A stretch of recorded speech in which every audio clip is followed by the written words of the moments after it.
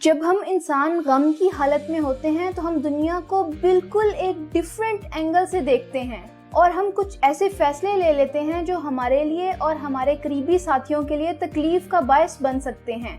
Same यही गुस्से की हालत में भी होता है और समटाइम्स दूसरे इमोशंस की वजह से भी। अगर हम इन इमोशंस को आइडेंटिफाई और मैनेज ना करें तो अक्सर ये हमसे वो काम करवा देते हैं जो हम नॉर्मली नहीं करना चाहते। इमोशंस को कंट्रोल में रखने का फर्स्ट स्टेप है इमोशनल अवेयरनेस। इस पर हमने 5 पार्ट्स की वीडियोस रिकॉर्ड की हैं जिनका लिंक नीचे डिस्क्रिप्शन में है। जब हम सेल्फ अवेयर हो जाते हैं तो सेकंड स्टेप ये होता है कि हम इन इमोशंस से बाहर कैसे आएं, इमोशंस को कैसे बेहतर तौर पर यूज करें कि वो हमारी कमजोरी नहीं बल्कि हमारी ताकत बने। इस वीडियो में और आने वाली वीडियोस में हम इमोशनल इंटेलिजेंस 2.0 की बुक में से सिलेक्टेड स्ट्रेटजीज डिस्कस करेंगे जो हमें हेल्प करेंगी अपने इमोशंस को कंट्रोल करने में। पहली स्ट्रेटजी इमोशन वर्सेस रीजन की है।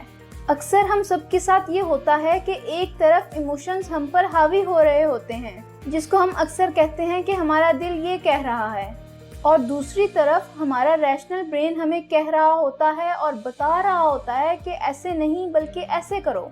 जब कभी ये सिचुएशन आए तो आप एक पेपर लें, इसके सेंटर में एक लाइन लगाएं, इसके एक तरफ आप लिखें जो आपका दिल यानी आपके इमोशंस कह रहे हैं कि ऐसा करो, और दूसरी तरफ आप लिखें जो आपका रैशनल ब्रेन कह रहा है कि ये करें।